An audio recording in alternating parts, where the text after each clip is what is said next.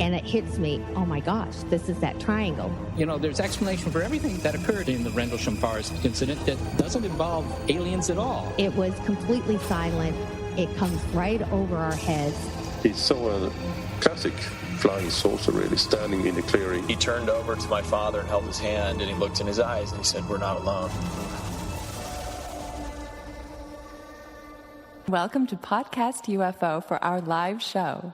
We're live every Wednesday at 8 p.m. Eastern Standard Time on podcastufo.com. During the show, feel free to participate live in our chat room. And don't forget to like us on our very active Facebook page. Hello and welcome to the show. I'm Martin Willis, your host. The guest this evening is engineer, inventor Wilbur Allen, and he's no stranger to UFO encounters. He's also a former White House Air Force One engineer for ABC News. I'm not sure exactly what that is, but we can talk about that. And a contract photographer for National Geographic. But before our guest, I have Alejandro Rojas coming up with the UFO news, and we're going to talk about the conference as well. Our shows are live here every Wednesday, well, except last week, and I'll talk about that in a second, on podcastufo.com. and as a podcast on the same site. We also run on the Dark Matter Digital Network at 9 to 11 p.m. Eastern Standard Time, and that's on Thursdays. So if you want to listen on Thursdays, you can go over to there. And the UFO Congress was absolutely great. I'm going to be talking to Alejandro about that in just a minute. I've got to talk to a lot of listeners. I hung out with some pretty cool ones. Had a great time, except for one guy from Canada who shook my hand and said he just got over a virus. And I forgive you, James, if that's how I actually caught this. But on the way home, going across country, I came down with a pretty bad virus. I still have a bit of it. And I could not run the show last week. I do apologize to all my listeners for not being able to do that. I was very careful driving across country, though. I told people in hotels, in stores to stay away from me and all that. However, I did forget to tell that to the police officer in Texas that pulled me over for a 60 and a 45 mile an hour, gave me a ticket, and I shook his hand and said, "I'm sorry we didn't meet under better circumstances." I am joking, of course. Well, don't forget the show is always 100% free if you listen here live. And the first hour is always free on podcastufo.com. And how you doing, Alejandro? I'm doing good. How are you doing? Good. I understand I wasn't the only one sick at the conference, but you managed to escape it somehow. Well, you know what it is? What? And I do believe this. Okay. And is that meditation practices have helped me. And I used to get the flu every year, sick a couple of times like everybody else. But I would say about 15 years ago or something, when I really got into meditation and I tried different practices and everything until I kind of came up with my own way of doing it. When I was able to finally really relax, I got sick less. And I don't think it's necessarily a spiritual type of thing. I think it's just that, there is a science. If you're able to really release your stresses and anxieties, and get, all that adrenaline out of you, it allows your body to heal itself better. Wow. And so I just if I feel something coming on, my top priority is resting and relaxing. And my theory is it's better to do that for, a few hours or go to bed early or have an evening to relax and rest than to be sick for several days. So That's really worked for me because I'm just so busy all the time that I don't have time to. Well, I totally understand that. And when I was driving, I had to keep driving because it was 2,700 miles for me to get back home. And I actually started feeling better the second day, 24 hours in. And then I pushed it until driving another 10 hours that day, and I totally relapsed. I was high temperature again, and all I wanted to do was stay in a hotel for a couple of days, and I didn't have that ability to do that. But anyway, feeling a bit better, and I got to tell you, that was one heck of a show you put on out there. Yeah, everything went really well. Before the conference happens, I tell everybody how great it's going to be. It's going to be amazing. But I don't know that for sure. Mm-hmm. And in fact, in the back of my mind, I'm like, I hope that it's going to be really good. Mm. I don't know if because in the evenings, you probably saw this. There's some people relaxing and having fun, and they have a few drinks. And I don't know if there's going to be like a brawl, and Thursday night most of the speakers are going to get in a fight and then go home the next day or something. You never know what's going to happen. So it's a very tense thing, and you probably notice I'm like at the conference, my attention is completely on the conference. Whenever anybody mm-hmm. Yeah, but you're still fun. You still pop in and say hi, how's it going and stuff like that. Yeah, I try to say hi, and I apologize to anybody who I just, if I was in a haze and you tried to say hi and I just wasn't there, it's just because I'm just hypersensitive about the things going on. So until the conference is over, I'm able to review it. I don't really, then I can sit and say, hey, it went pretty well. And it did go really well. And of course, Jacques Vallée was incredible. I felt Doug Trumbull was incredible. Emily Trim. Oh, yeah.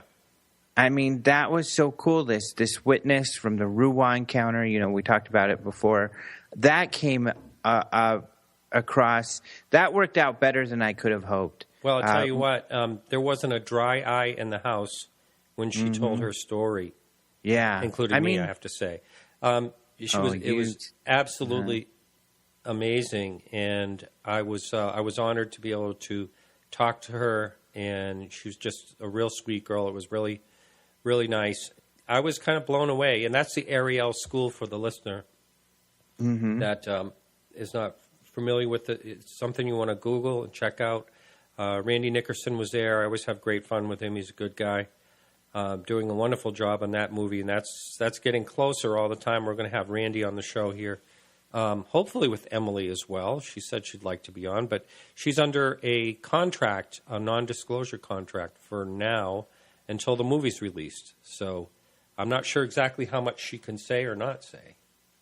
Yeah, well, I had her on for a little bit. She was kind of a surprise guest when I had Luigi Venditelli on, who was a Canadian researcher who presented with her and who also did a great job. He's a natural. I mean, he hasn't done very many presentations like this, but he was great. His pacing was good. He was sociable. He was funny. He was really good, so I was happy about that. Yeah. But yeah, Sam Moranto, Chase Kletsky, people loved the abduction panel.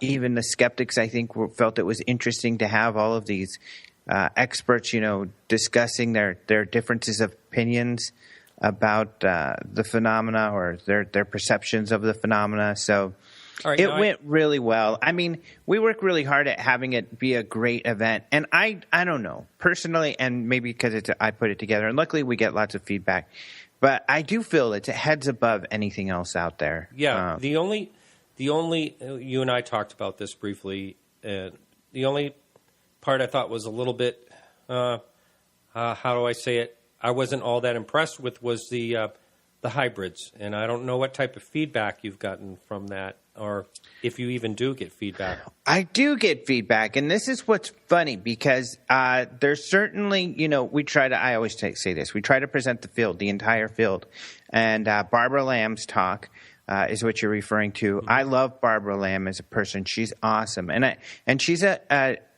therapist. She's a marriage and family therapist. So you have to have a master's to get that. She is, she's got a lot of education and experience. But yeah, she brought on these people, several people who believe they are hybrid aliens, and they told their stories. Of course, I like to stick to facts. I think you definitely can't prove any of these people are what they are. It's interesting that they believe this about themselves. So it's interesting to hear what they have to say. It's hard for me to say, oh yeah, I think they definitely are hybrids or something. But the feedback, there's a few people like you and others, who are like, well, they're great people, but I don't know if they're really hybrids. Mm-hmm. But the vast majority of people, and this is they just loved it. They were I like, saw "Oh my that. God, amazing hybrids!" And I think that was probably the best-selling DVD we had. I don't doubt it. I mean, people were standing up and applauding. And I was scratching my head, but that was, it's someone claiming that they're a hybrid, and then they show pictures, drawings of their children or how they look on other planets. And I'm thinking, most people would have pictures of, I don't know. I didn't buy it. I just got to tell you that I didn't buy any of it. But I don't know that any of those. Yeah, I guess I would say this. We gave Barbara Lamb the Lifetime Achievement Award. This was the 25th anniversary of the UFO Congress. She's been to every one. Yeah. She's so sweet. She is an important presence at that conference.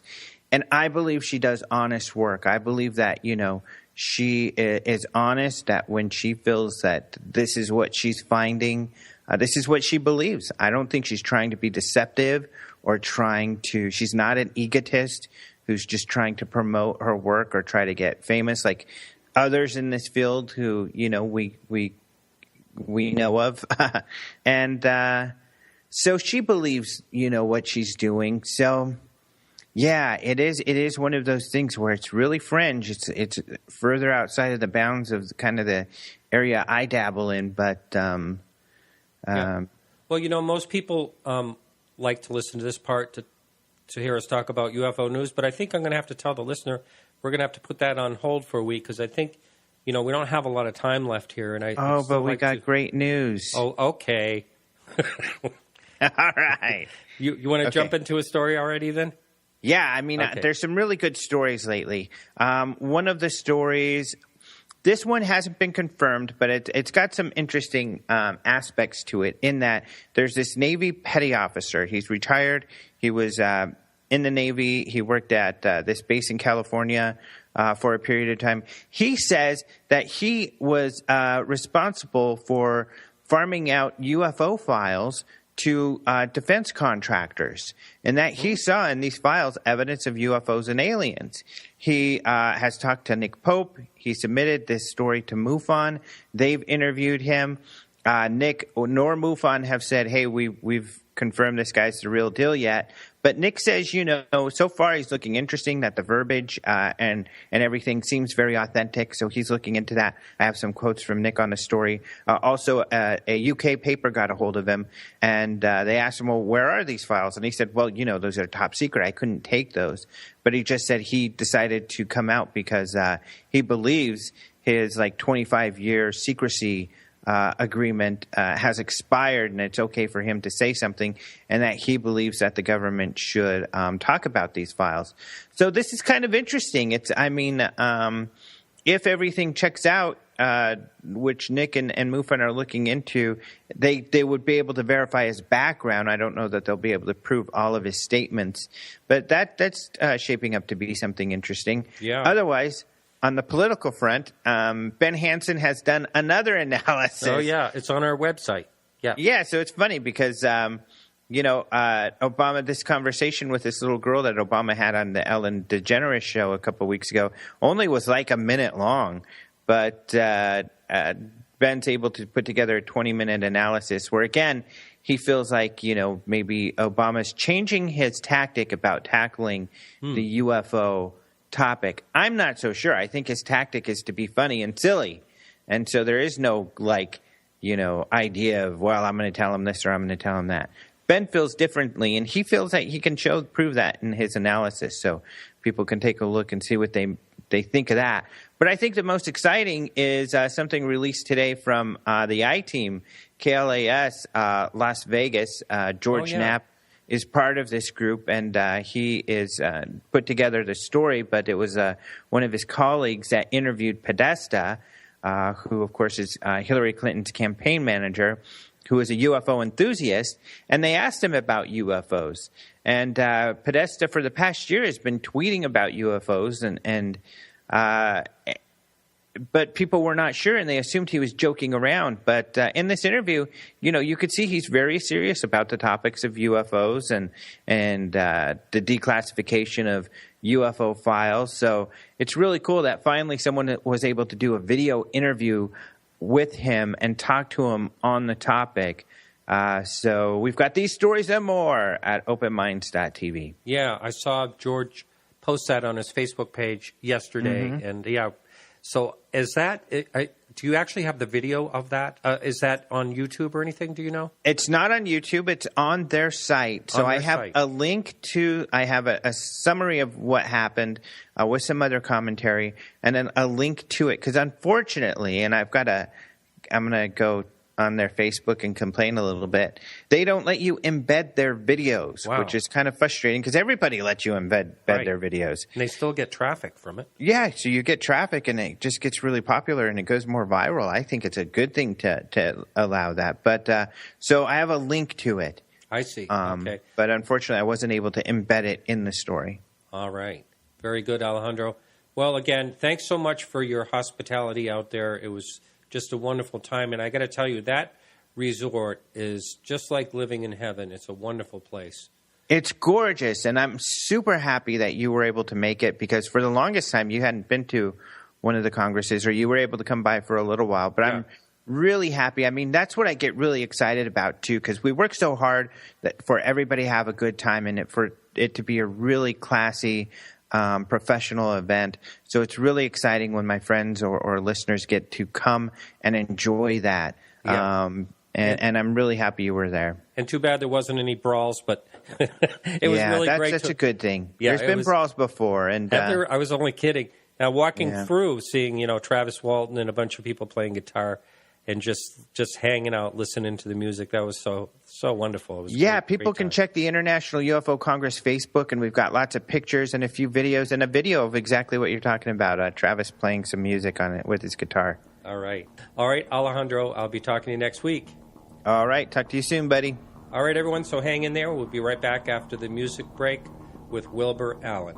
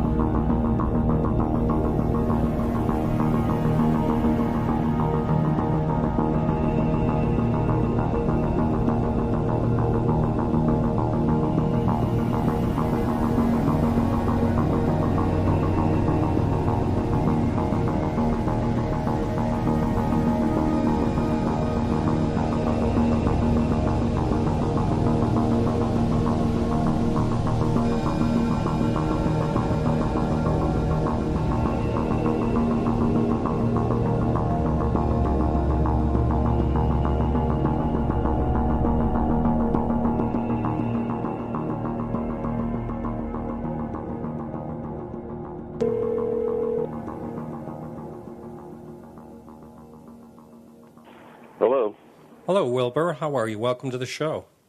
Good. How are you? Doing great. So I know you're a real trooper because you are doing a show after us tonight. 2 shows in one day. Amazing. Can you tell our listening audience who is Wilbur Allen and basically your background? And I've read quite a bit about what you've done, and I want to talk about your photography and all that. But if you would, just give your background. I am the son of United States Air Force parents. I was raised on U.S. military bases all my life, so I'm the product of the Department of Defense.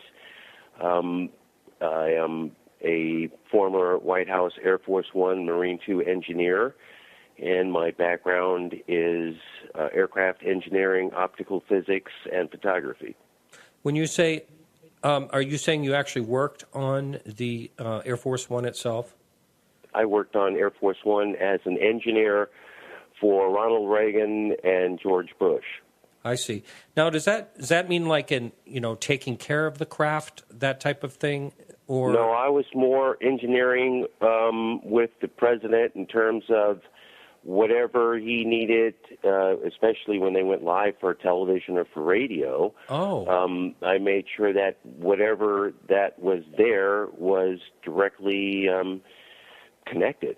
So he was live at every spot that we went to. I got it. I was trying to figure that out when I saw that earlier, exactly what that job entailed. Well, that must have been very interesting. It was an interesting job. It was, indeed. Right. Sort of interrupting you here, so you can go ahead and continue. Well, no, after that, after I left the White House, I had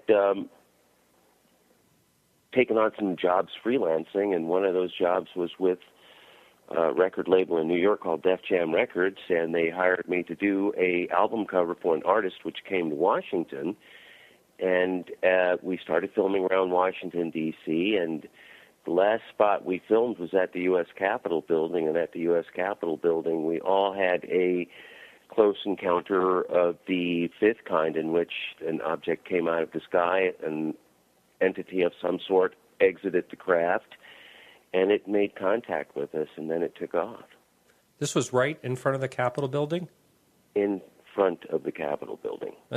Wow. Now, there's usually a lot of people around. Did other people see this? Well, no, it wasn't. It was kind of strange because we set up the shoot for, actually started shooting during the day, but it ended up at the U.S. Capitol building at about midnight. And at about midnight, the first thing the manager that was with us said, "Hey, what are those things, UFOs?" But I was more focused on taking pictures of the artist with the Capitol in the background for that, gangster effect, whatever they were looking for in that particular type of shot.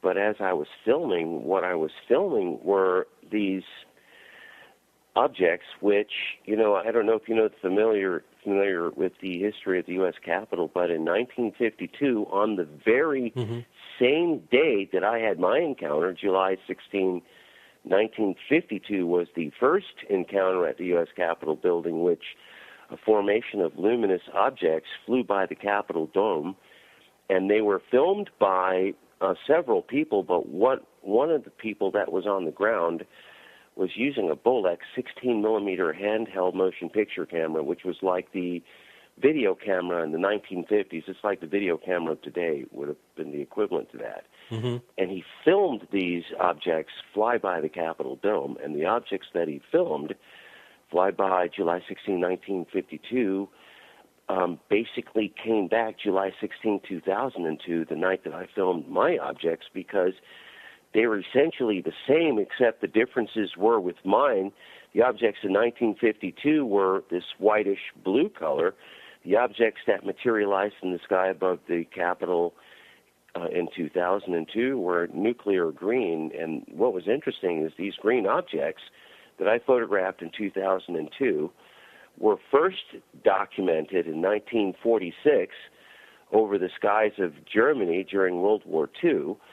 Then they were documented in space during Apollo 7, then during Apollo 11, then during Apollo 14, which my partner, Dr. Edgar Mitchell, who just passed away 2 weeks ago, encountered on the surface of the moon.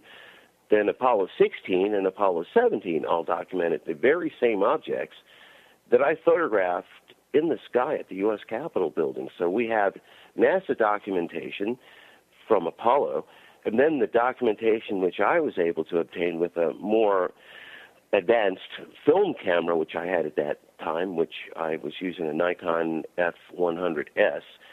And when the object materialized, the camera was taking a 3.5-minute photograph, and it documented the materialization. It documented the object materialize, dematerialize, rematerialize in another area of space, dematerialize, rematerialize in another area of space.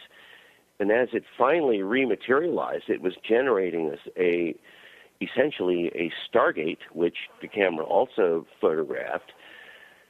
But I didn't have the documentation to substantiate what I photographed until later on, in which NASA has just confirmed that there are anomalous portals associated to the magnetic fields of Earth in which these objects are entering and exiting our realm through. So NASA does know they do exist. Now, I basically photographed what exists at the U.S. Capitol building. Where is that information found? It's on my website. If you go to my website, no, I mean in NASA. I meant it's on. I went to. I have to go to my website to find you that link, and I'll tell you what it's called. All right, and just when you're saying that these things are Are you saying that these things are identical to the objects that were filmed in different places and what I'm different saying times? is based on NASA documentation in space, that the objects that NASA documented in space during the 1990s, 2000, and all the missions there up until, in fact, today, are exactly the same as the objects that I'm photographing in my research realm, which is directly over my home, 4 blocks from the White House. So we've got these objects exactly like they were filmed in space in 1990, except with the technology that I'm using today. I'm getting these objects materialized and dematerialized in the same region of space, but as they materialize into our realm, I'm also capturing the sounds associated to that. And what's interesting is that these objects have mechanical sounds. So we've been able to clearly see and hear, just by the examples, that what is being photographed is not a meteor or what one would consider a shooting star, which would be impossible for a shooting star to have mechanical sounds associated to it. It would also be impossible for a shooting star to have a consistent contrail, which would be its propulsion matrix, that would be unlike anything anyone's ever seen before. So we've got all of these elements that have been recorded with this much higher grade technology than what NASA used in space during the 1990s, and it all clearly shows exactly the same thing which they know exists, but now we know they exist here on Earth. But what basically I'm documenting is essentially the portals associated to the wormholes, which they also discovered in 1990, that are located directly above the north and south poles of this planet. Okay. So when you're saying, so there's a message up on the message board, someone wanted to know, can you elaborate on Stargate? They know that there are, within the magnetic fields, these inconsistencies, and what they did notice, especially onboard mirror during the 1990s, and Dr. Kip Thorne was one of the scientists that was on board mirror in 1990.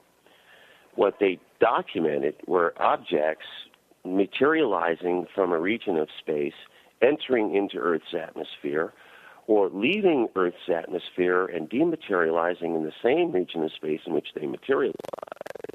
It was that the area in which they materialized and dematerialized into was a portal, a stargate.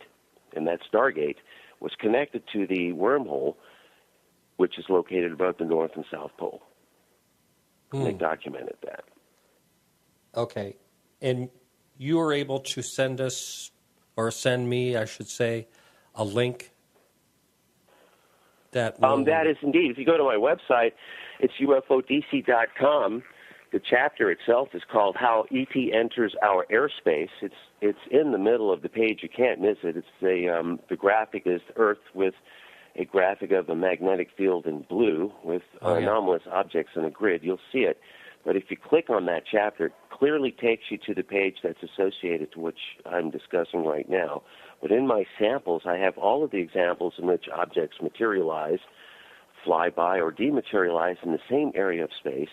That every sample I have on this page is documented in the same region, in the same area. Everything is the same, 4 blocks from the White House. Now, you were saying earlier that you used a 3-minute exposure. Is that typical to be able to capture something like this? Well, under the conditions in which I used the 3-minute exposure back in those days, we're talking about a film sample, and the ISO I was using was 1,280, unlike cameras today, which go up to 3 million ISO, which is clearly unheard of. It's even more bizarre than, more advanced than Hubble. But the camera I used in 2002 was an F100 Nikon 35-millimeter camera, and the technology that it used, film, was limited to, at best, 3,200 ISO. And at that night that I was filming for Def Jam Records, I was using 1,000 ISO film, which is slow in today's standards, but for the conditions in which I was filming and with the technology I was using, I was able to image under the conditions in which I was filming a photograph which clearly showed this object as it materialized above my head in the exposure. So it was, yes, sufficient to do that, indeed. Now, were you able to see this with the naked eye? Yes. Uh-huh. And is that the case? Have you done a lot of different filming of objects? There's a lot of things on your website. Is that always the case, or are you using any type of like night vision or anything like that? Well, keep in mind, in 2002 we're talking film, but the stuff that's on this chapter dealing essentially with ET wormholes and stargates is filmed using cameras which have 200,000 and 400,000 ISO capability. So I'm able to essentially film without a flash or light in full color at 60 frames per second these objects as they materialize in the sky at night. I'm going to be daring here. We've had some issues with our phone service, but I'm going to put the number out there just in case someone wants to call in. I'd like to get it. I'm going to have you kind of be a little bit of a guinea pig. I'd like to try it again if that's all right with you. That's not a problem. Okay. So if any listener would like to call in, that number is 603-967-4030. So also, if you're listening live, you can jump in the chat room right on our website. And, okay, so one of the pictures you have is of an orange orb, and I've noticed that, a pretty bright picture. Can you talk about that image? The orange orb was interesting because it is the world's first example of a full-frame digital high-definition close encounter. I was hired again by an entertainment company to film a group in Reisterstown, Maryland, which is outside of Baltimore. And as everyone decided to take a break from doing segments of this video we were working on, we all decided to step outside. And as we stepped outside, I noticed, or we all noticed actually, this anomalous blue sphere, and it was crackling like a firework would sound like if you listen to fireworks as they're being lit. And it flew by, and as it flew by, the blue sphere flew by, these orange spheres materialized. I mean, when I say materialized, there was nothing there, and the next second when you blink, this orange object was sitting in the trees. And there was a group of objects sitting there in the trees. What was even more interesting is I photographed that, and I looked further into the photograph above the trees. There was a whole group of them, but they were cloaked. So we know that there was quite a few of the objects there, but just these few that decided to be luminous, and they decided to land in the trees. And what was more abstract than anything, that you would think that whatever this orange red hot object was would singe the trees, it did absolutely nothing, no damage at all to the leaves or the foliage at all. It had no effect at all. No one would even know the object was there unless the photograph was seen. So it was absolutely unlike anything we'd ever seen before.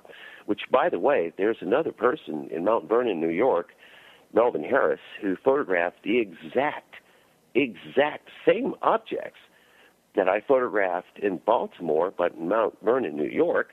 And we were able to do a comparative analysis between the Mount Vernon, New York samples and the samples from Baltimore, Maryland, and they're 100% exactly the same. Wow. Now, I noticed in this picture you have, there's a lot of, you can see sort of like ghost images. Is that something on the lens or something? Those are the cloaked objects that were around it. Wow. The camera was sensitive enough to differentiate the differences in density, basically. If it's cloaked, even though it may be cloaked to the human eye, the camera was able to differentiate the differences between the shape of the object and the object space in which it was in. So I was able to see it, and that's what we're looking at. It's not a reflection. It's not a lens flare. It's additional objects. Would you consider that one of the most amazing pictures you've taken? It's in league with it because all of them are equally abstract, and it started getting stranger and stranger with the more advanced cameras I was using. So, with that in mind, it was to my advantage to leave still frames and go document it at a motion picture level, because at a motion picture level, it does not leave any room for second guessing. You see exactly what's happening. There's motion pictures associated to it, versus having to show a series of stills which are limited to just that 1 second in which that frame was taken. We don't know what happened before. We don't know what happens after. We just have that 1 second, that one instance in which that exposure was taken. So we're limited in the sense, in the amount of data that we're able to capture at that moment. But in a motion picture, it's absolutely different. Now, some of the images, I saw a couple of the images you have, look like they have like a repeated pattern. Is this kind of what you're talking about? The repeating patterns, what I had to do with the repeating patterns was to show with time-lapse, for example, and some of those samples in which I have the repeating patterns were time-lapse frames. But I had to show each frame in a composite, which basically showed the object materialize into the airspace, fly through the airspace, and then dematerialize out the airspace in each frame. Even there, the limitations associated with time-lapse were, since I was shooting 1 frame per second versus shooting 30 frames per second or 60 frames per second, which is high-speed motion picture, at 1 frame per second, you're missing what happens before and after, but it's like jumping in space. So you really don't have full reference in terms of the full motion aspects relative to what is being filmed in time-lapse that you would have in 30 frames to 60 frames per second, obviously. But that's essentially what I was able to do with a time-lapse image, was separate the components which did show the object and put them in a composite and lay that composite down, and it showed without a doubt that it would be impossible for that to be a meteor or shooting star. Impossible.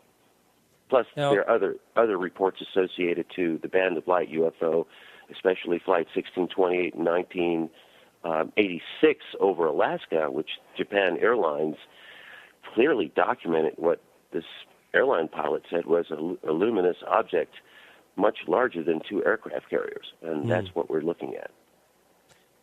And how did you judge the size?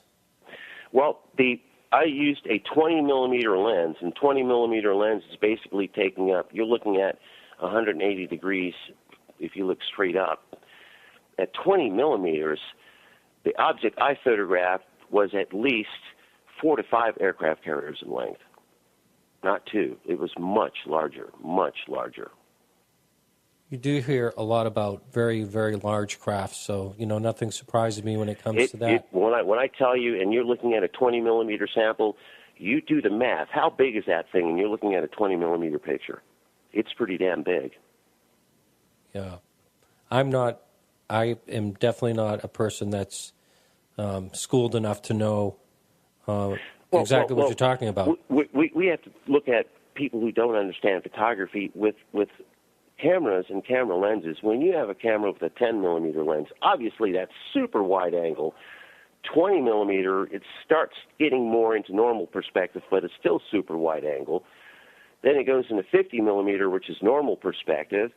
Then 85-millimeter and greater becomes telephoto. So we're looking at 20-millimeter wide angle into space, which clearly you see the clouds, not clouds, but the cloud matter associated to that airspace in Sedona, clearly.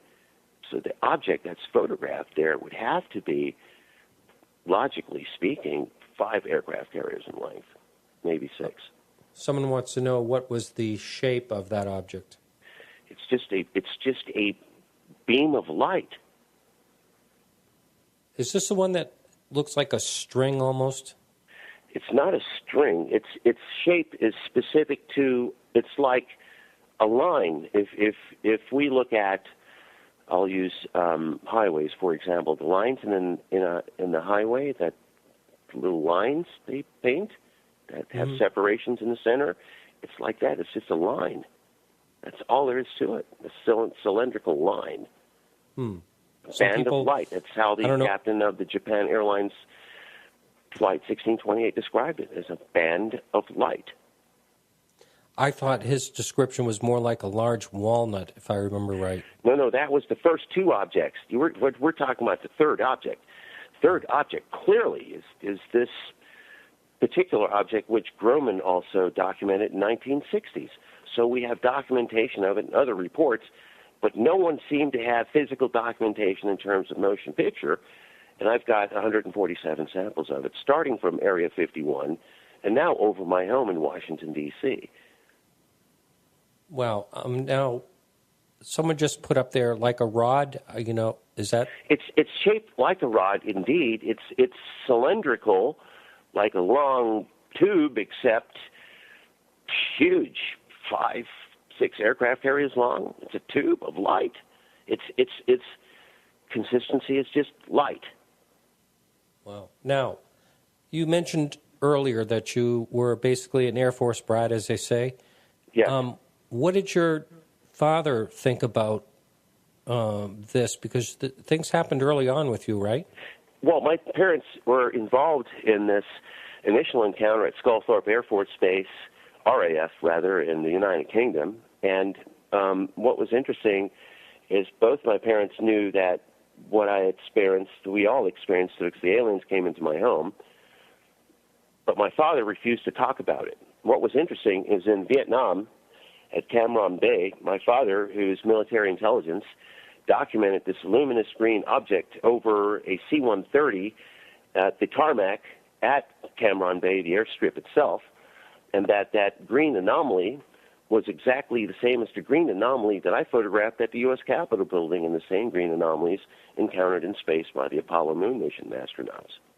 Exactly the same. Wow. So he never wanted to talk about the subject? My father would not talk about it. He took it to his grave. Everything. My father, to this day, nobody knows what he did for the military. Nobody. Wow.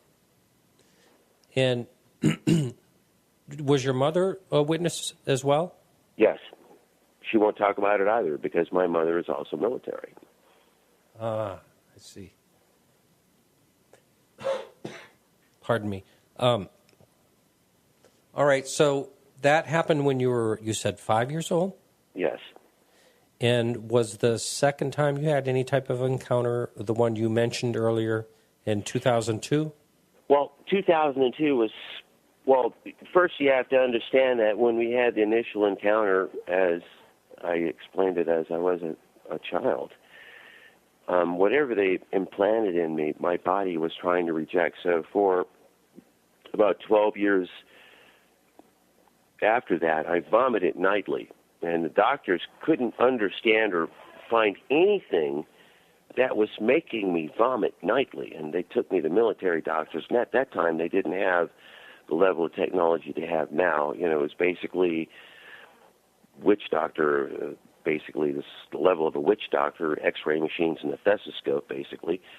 So it wasn't like they could find whatever these things put in me. So they treated it as possibly an illness associated to intestines, which was not the case because they didn't stop me from throwing up, even with the medicines that they gave me. But when it all stopped, things started happening. Light bulbs would turn off or turn on by themselves. Elevator doors, before the days that sensors were there, would open and close by themselves. Street lights would turn on and off as I walked by. Absolutely weird stuff would take place. And then the object started landing in front of me. Wow. Did you ever figure out exactly where this possible implant was? I know where it is. And have you ever done anything about it? Dr. Lear tried, and the problem is, since it is now fused to my central nervous system, it would be either catastrophic to me, it would definitely be too painful to be removed. It's infused to my central nervous system now. It's too late. It's embedded in me. It's part of me. Wow. It works. It worked. Pardon me. All right, let's get back to your photography. What type of equipment are you using? I'm using a modified D4 for full spectrum infrared, which is ISO 200,000. I'm using a D4S, which is ISO 400,000 for 60 frames per second, full motion picture night vision at night, full color night vision rather. And then I'm going to modify up to the D5, which is 3 million ISO. Wow. Okay. And did I hear you say you're going to school? I'm working on my master's degree in imaging technology at Howard University. I see. So this all fits together. And what type Absolutely. of work did you... What's that? Absolutely. What type of work did you do, contract work did you do with National Geographic? I'm a director of photography. I do photography work. Oh, so filming. Filming, yes. Wow. And my credentials are the History Channel, Discovery Science, NBC Universal, the Weather Channel, MTV Country Music Television, CBS News, and ABC News, Fox Now, News. has any of this other work interfered with that type of work? Actually, no, it's all interfaced because the technology I use allows me to do not just shooting in space, but I can shoot in any environment that has light or no light at all. Mm-hmm. All right. What do you consider photographic evidence of UFOs? Photographic evidence of UFOs would consist of variations of shots. For example, the objects that are on my page, I've got 147 samples of them. Okay, so we all have, it doesn't take a rocket scientist to see that with 147 samples of the exact same thing, that there's consistency associated to it. So we can put that particular object in a classification in which has already been classified.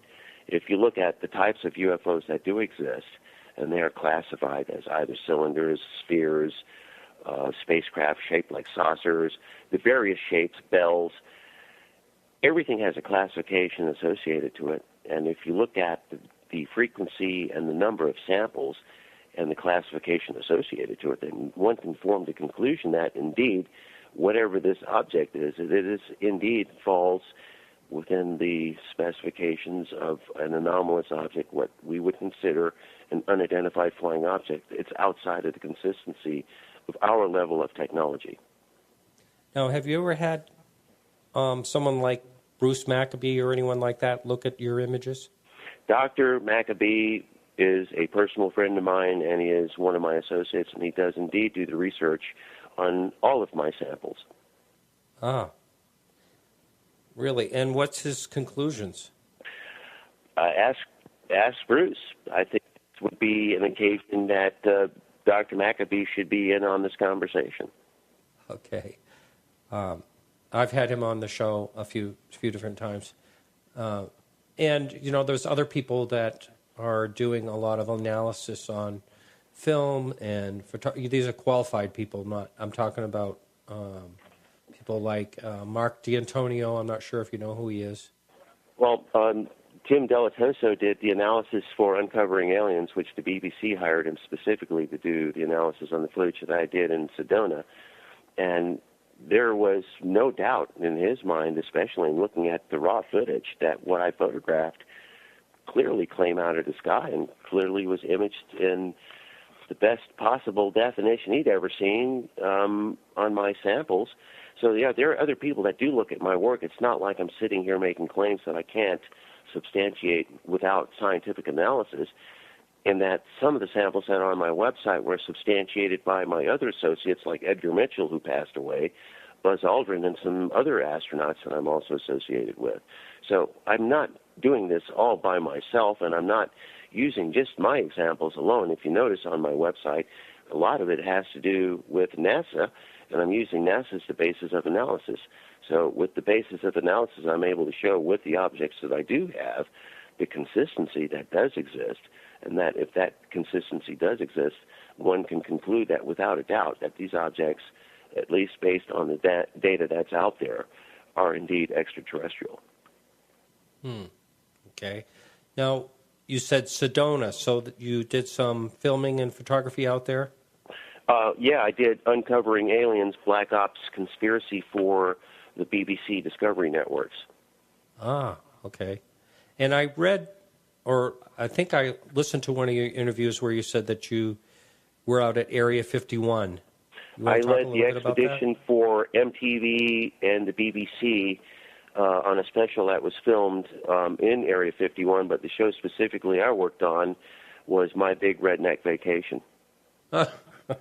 It was supposed to be a comedy, and what was supposed to be a comedy turned into a nightmare. It was a close encounter, and the crew was arrested by Area 51 security.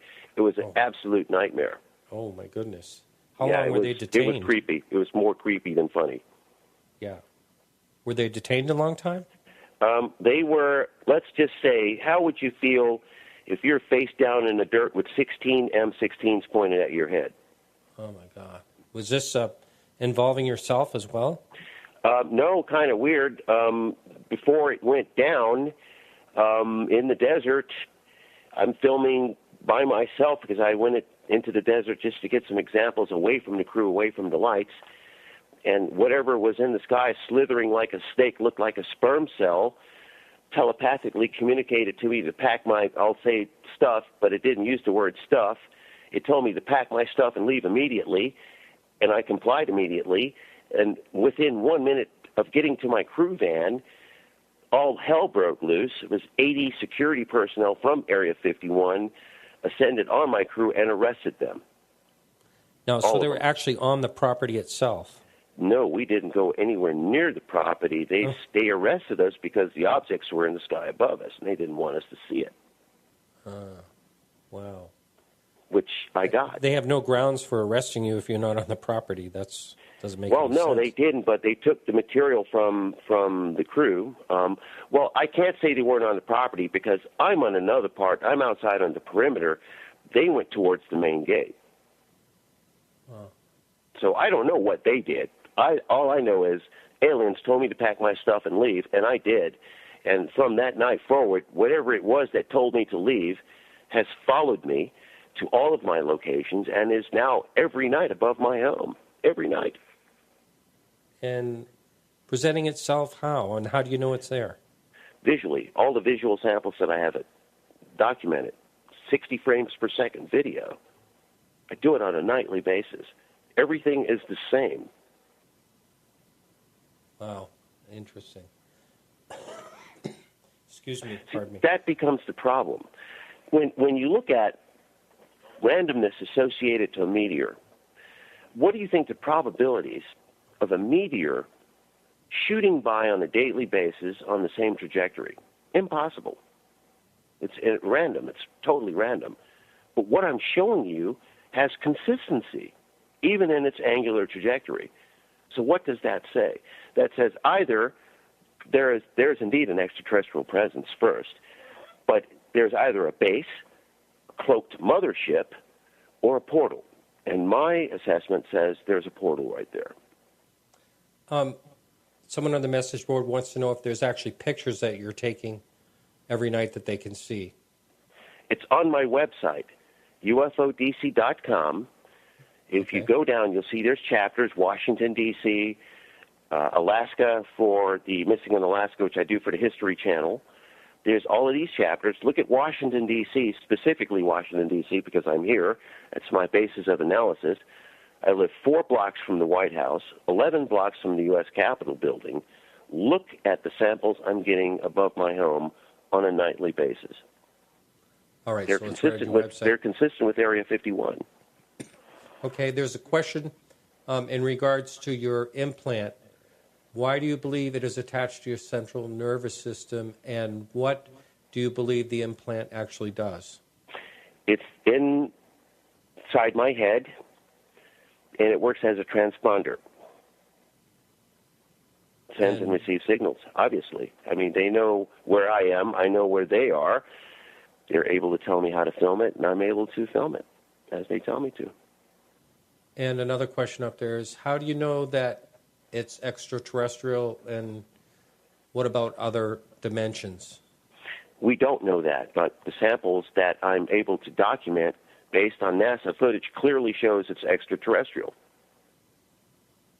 Oh, on NASA footage, you're saying? Exactly. I'm using NASA as the basis of analysis. The NASA footage in the 1990s and the footage that I'm getting today are clearly consistent.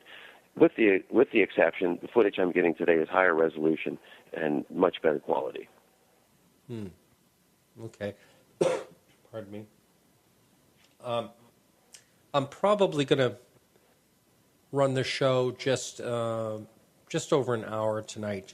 I'm really sorry for the listener and as you as well, because I'm just really not sounding very well. Yes. Not doing too well. Another question up there: do you have an X-ray showing this implant? They were not able to find it in the 1960s. The technology was not that evolved, and what X-rays were taken are in my U.S. military medical records. What about Dr. Lear? Dr. Lear, I did not give him the authority to do any research at all on my work, other than he knew it was there. I don't know what happened to it with what I did with Dr. Lear. Okay. They wanted to remove it. That was not going to happen.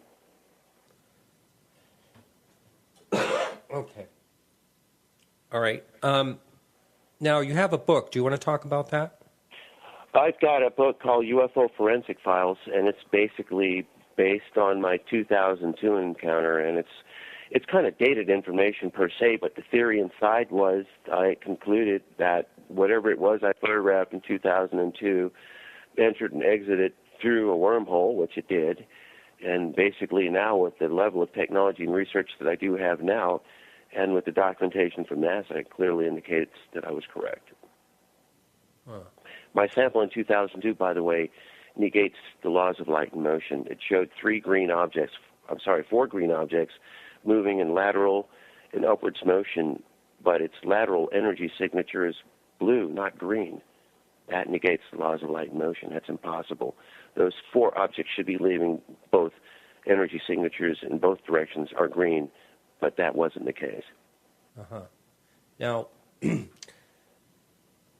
what do you think would happen if there was like an encounter, or let's say, I'm not going to say disclosure like government disclosure because I don't really think that's going to happen, but let's just say that, how do you think society would react now compared to even 10 years ago if we knew for sure look at what's happening right now.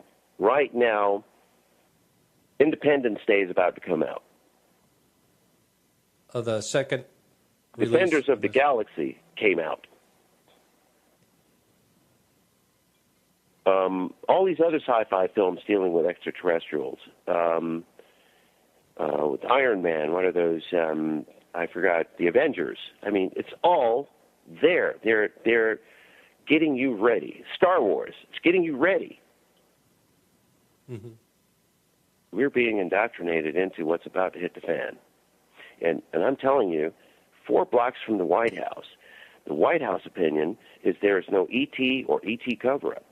But yet 4 blocks away, which I'm 4 blocks, where my data pool is, it says there is ET.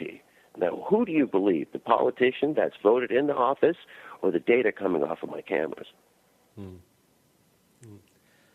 All right. Well, I think I'm going to have to call this a night. And thank you for having me. I hope you feel better. Thanks. And you have another show. You're on Coast to Coast this evening. So I'm on Coast to Coast with George Norrie at midnight. Yes, George Norrie. All right. Well, you take care. Thank you very much. Thank you for having me. And listen to the show. And if you can, check out my website, ufodc.com. Very good. All right. Bye. Take care. All right, everyone. Thank you very much for listening. And I really apologize that I can't keep rolling here. And next week we have Daryl Sims is going to be on the show. And the following week after that, we have a good friend of Jesse Marcel Jr., who has his library. He's going to be on. A lot of great guests that I connected with at the UFO Congress that will be coming up in shows that will all be longer. And again, I apologize for cutting this short. So that's it for this evening. And I want to thank a few people, Peggy Shunning for managing the Facebook page. We have Carrie Lloyd Whitehouse for the music, and also Bruce Rainier was on had a clip in tonight's show. And I think that's it. And you can listen again on the Dark Matter Digital Network every Thursday at 9 to 11 p.m. Eastern Standard Time. And we'll be back live here next week. I should be feeling a lot better by then. And we'll be seeing you then. And remember to keep your eyes to the sky.